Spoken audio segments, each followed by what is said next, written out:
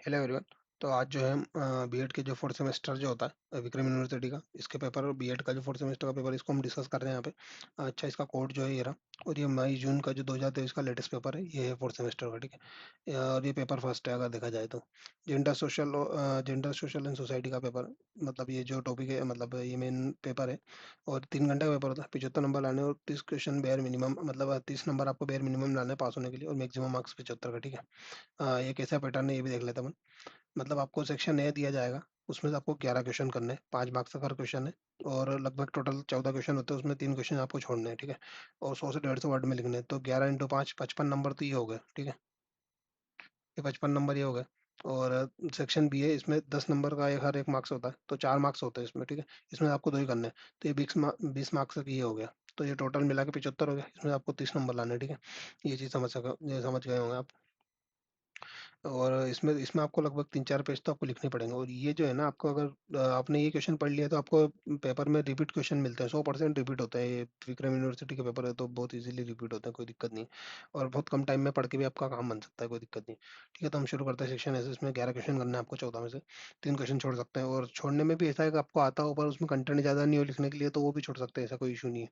तो ठीक है, शुरू करते हैं। क्लिफाई द मीनिंग ऑफ जेंडर, सबसे पहला क्वेश्चन होता है वो बुक का, जो भी बुक मिलती है मतलब पढ़ने के लिए, उसका सबसे पहला क्वेश्चन होता है, इजीली लिख सकते हैं। Right the provision of article 14 of constitution liberty, वो है बहुत इजी, मतलब आर्टिकल है तो कॉन्स्टिट्यूशन का, इसमें आप आराम से आधा पेज एक पेज लिख सकते हैं इसमें इजीली, ठीक है। प्रोविजन। और who is the head of patriarchal society, बहुत इजी क्वेश्चन है। पित्तात्मक समय जो रोज ही जी रहे हैं अपन, तो इसको कोई दिक्कत नहीं, ठीक है। इसको लिख सकते हैं आप। क्वेश्चन वो छोड़ना जिसमें आप कंटेंट ज़्यादा नहीं लिख पाए, या फिर आपको कुछ आइडिया नहीं हो उसके बारे में, क्योंकि 3 क्वेश्चन छोड़ने होते हैं। Right in your words about the changing scenario of the women education, ठीक है। ये आपके आसपास का देख के, मतलब अगर आपको नहीं भी आता हो ना, तो ये आपको लिख सकते हैं, कोई मतलब इजी टॉपिक है, कोई दिक्कत नहीं। Right the causes of gender inequality, ठीक है। ये बुक में मिलता है ऐसा कैसे। What is the meaning of gender sensitivity, ये चाहे तो छोड़ सकते हैं, क्योंकि इसमें आप बहुत ज़्यादा लिख नहीं पाएंगे, बट अगर आपको अच्छा आता है तो लिख सकते हैं, ठीक है। Describe the advantage of life skills in school, life skills in school, ठीक है। ये चीज़ आप अच्छा क्वेश्चन है। सेक्स और जेंडर में क्या अंतर है, बहुत अच्छा है, मतलब इसको आप पूरे में से पूरे मार्क्स ला सकते हैं।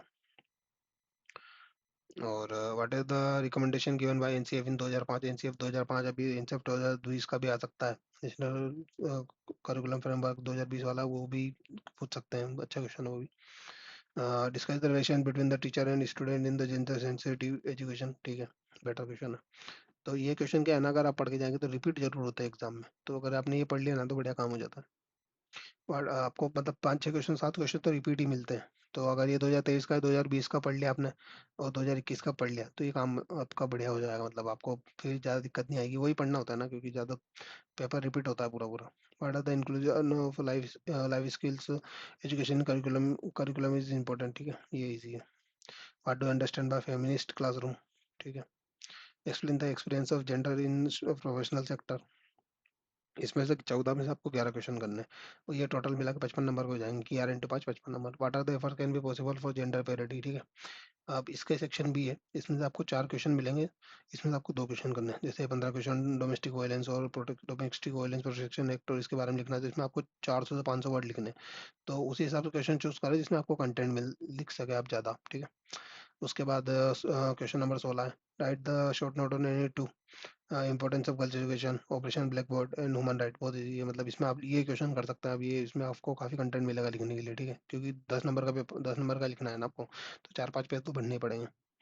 अगर बीएड में आपने पेज नहीं भरे तो फिर बहुत दिक्कत है, पेज तो भरने ही पड़ेंगे आपको। Right in detail about the problems of woman girls education, ठीक है। बहुत आपके आसपास भी आपने सब कुछ देखा होगा, ये आप क्वेश्चन कर सकते हैं। Various principle of gender in balance, ये भी ठीक है। अब आपको चूज करना है 4 में से कौन सा 2 करना है, ठीक है।